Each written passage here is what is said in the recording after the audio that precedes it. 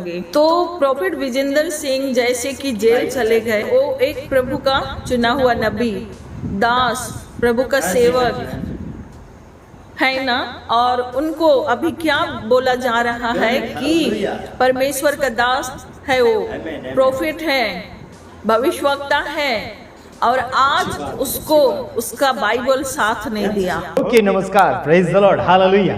जैसे कि आप देख रहे हैं राष्ट्रीय जय यीशु मानव सेवा और प्रभु यीशु मसीह के मधुर नाम में आप सभी को प्रेमी सलाम।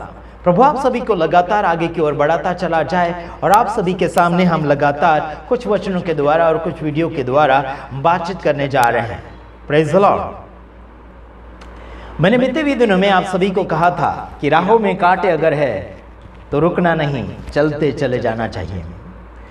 राहों में कांटे अगर हो रुकना नहीं, चलते जाना, यीशु तेरे साथ है, ये तो विश्वास करना, संसार के अंत तक वो तेरे साथ है। Praise the Lord, hallelujah.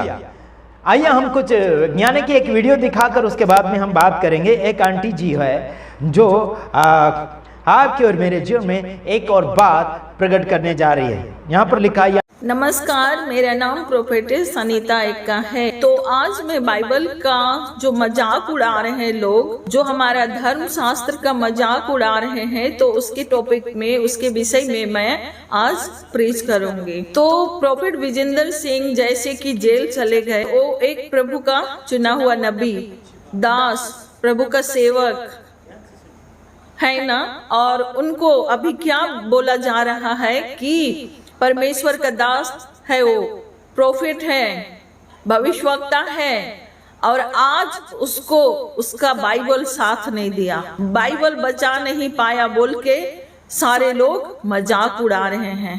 मेरे प्यारो, आप लोग ध्यान दीजिए कि हमारा धर्म ग्रंथ को, बाइबल को टारगेट बना रहा है।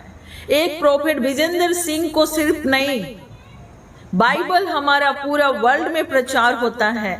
बाइबल सिर्फ और सिर्फ विजेंद्र सिंह के लिए नहीं है। आप लोग क्यों नहीं समझ रहे हैं? आप लोग एकजुट होइए। बाइबल का अपमान किया जा रहा है, बाइबल के बारे बोला जा रहा है कि बाइबल क्यों नहीं बचा पाया। प्रभु का वचन से देखिए और सुनिए कि क्या बोला जा रहा है लोगों को कि नहीं, ये तो वचन बचा नहीं सका, बाइबल बचा नहीं पाया। तो आप लोग सारे मसीह भाई बहन सभी लोग से मैं निवेदन करती हूँ कि सब लोग एकजुट होइए और प्रभु का वचन के लिए फाइट कीजिए, बाइबल के लिए फाइट कीजिए। क्या आप लोग बाइबल के लिए फाइट करते हैं? आप लोग बाइबल के लिए फाइट करते हैं? आप लोग धन दौलत, हमारा हाउस, मेरा परिवार, लेकिन परमेश्वर के लिए फाइट कीजिए, परमेश्वर का नजदीक जाइए। धन और दौलत सब इधर ही रह जाएगा, हमें स्वर्ग में धन इकट्ठा करने वाला होना चाहिए, पृथ्वी में नहीं। जो प्रॉफिट विजेंद्र सिंह के बच्चे लोग रो रहे हैं, बहुत लोग यूट्यूब में वीडियो बना रहे हैं कि उनके बच्चे रो रहे हैं। उनके बच्चे नहीं, वो हमारे बच्चे हैं, आपके बच्चे हैं। जो विश्वासी जितने हैं सब माँ बाप और भाई बहन होते हैं। तो हमें उनके लिए दुआ करने वाला होना चाहिए, उनका मजाक नहीं उड़ाना है, उनके लिए दुआ करने वाला होना चाहिए। प्रभु का दास जो जेल के अंदर है, तो बहुत सारे लोग अलग अलग वीडियो बना के डाल रहे हैं कि ऐसा हुआ, वैसा हुआ, चमत्कार हुआ। हम बोलना चाहते हैं कि परमेश्वर न्याय करने वाला परमेश्वर है, आप और हम नहीं हैं। परमेश्वर का दास वहां पे है, उनके लिए दुआ कीजिए। हमें फालतू की भाई भाई में लड़ाई मत करो, आप लोग भाई बहन में फाइट मत करो।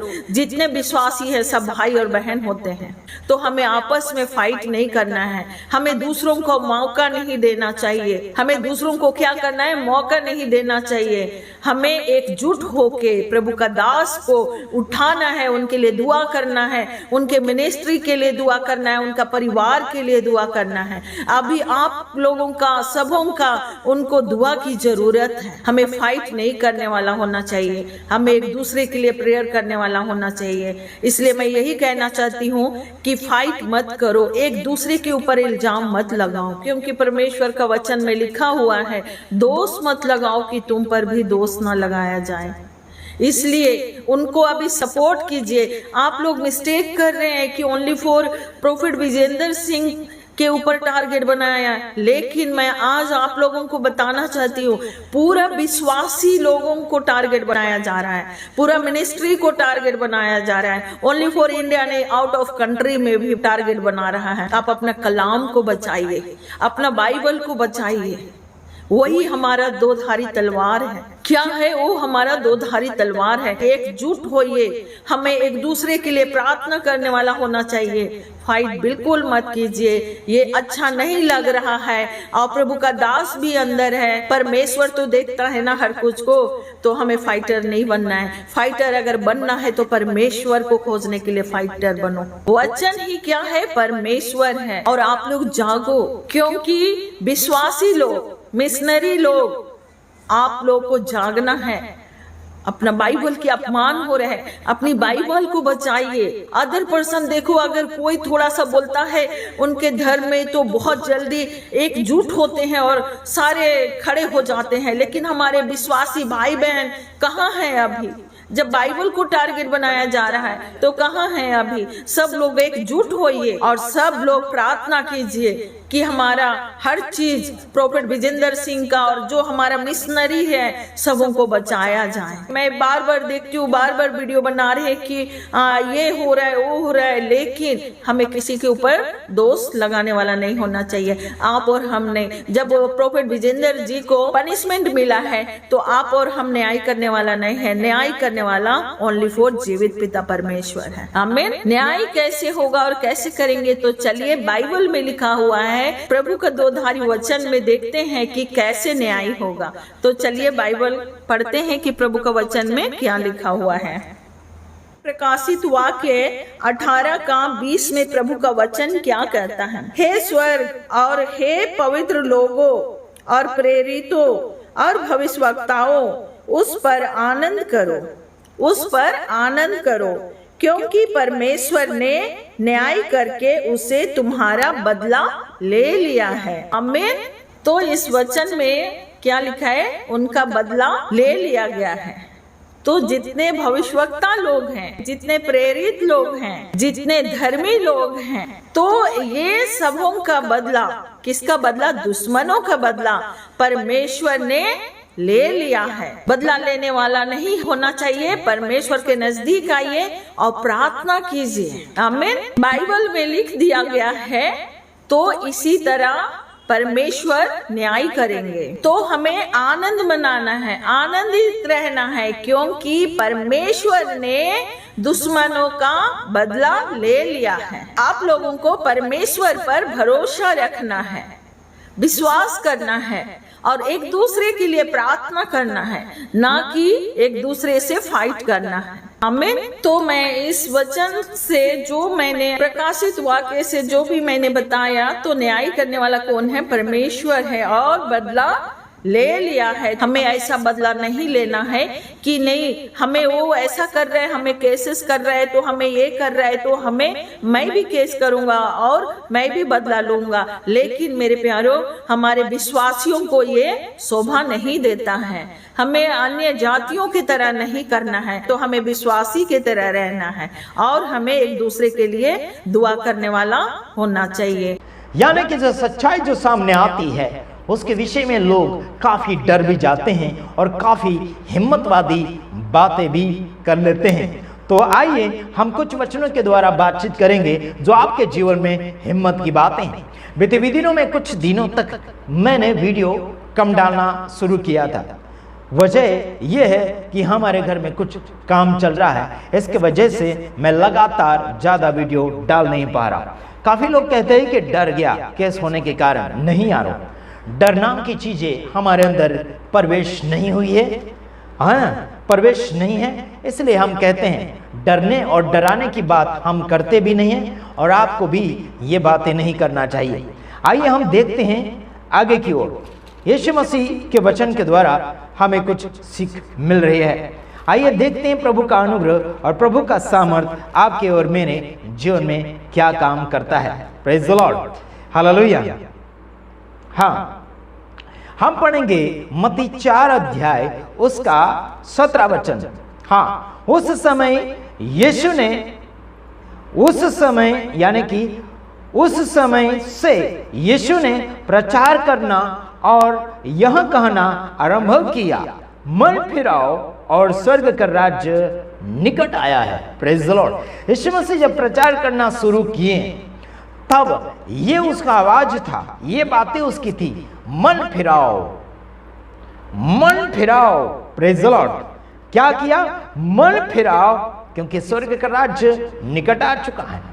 यीशु मसीह का सुसमाचार प्रचार यह था कि मन फिराना। किससे? लड़ाई झगड़ा, पाप, गलती, गुनाहों से आपको मन फिराना है, स्वर्ग की ओर मन फिराना है, स्वर्ग की बातों की ओर मन फिराना है, आपको जिंदगी की ओर फिरना है, आपको मौत से दूर होकर जीवन की ओर जाने की आवश्यकता बन चुकी है। Praise the Lord, hallelujah. जैसे कि कड़वा जो सच होता है खतरनाक होता है, जिंदगी और मोहब्बत की बातें बहुत अलग होती ही यारों। जो लोग अंधकार में बैठे थे उन्होंने बड़ी ज्योति देखी, और जो मृत्यु के देश और छाया में बैठे उन पर ज्योति चमकी। Praise the Lord, hallelujah. ये हमने पढ़ा मत्ती 4 का 16 वचन हमने पढ़ा। लोग जो अंधकार में हैं, जो अंधकार से छाए हुए में, जो अंधकार में डूबे हुए हैं, जो अंधकार में बैठे हुए हैं, जो अंधकार से बाहर निकलना नहीं चाहते, झूठ के अंदर, पाप के अंदर है, आज लोग पीड़ित जीवन जी रहे हैं, आज लोग गुमराह में चले हुए हैं, आज लोग फंसाने के ऊपर फंसाने चल पड़े हैं, झूठ के ऊपर झूठ।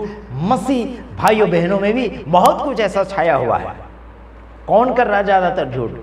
पास्टर बजेंद्र सिंह को फंसाने का योजना किसने बनाई? मसीह समाज के लड़कियों ने ही, मसीह समाज के लोगों ने ही, अपने ही घर के लोगों ने, अपने ही टीम के लोगों ने पास्टर बजेंद्र सिंह को फंसाया। दूसरे के ऊपर क्या उंगली उठाने की जरूरत है यार? अपने ही लोगों ने, मसीह यीशु को विश्वास करने वाली लड़कियों ने ही फंसाया। यारो, समझ में आता कि नहीं आता? इसलिए सावधानी पूर्वक आगे की ओर बढ़िए। भरोसा अब किसी के ऊपर हम कैसे करें यारो? बहुत कम हम किसी के ऊपर भरोसा कर सकते हैं। तो ध्यान रखिए, बस इतना ही। आगे बढ़िए। प्रभु आप सबको सलामती दें, और जब तक हम हैं YouTube चैनल के ऊपर आ रहे हैं तब तक हम आप लोगों को हिम्मत देते चले जाएंगे और आगे की ओर बढ़िए। प्रभु आप सबके साथ हैं। God bless you.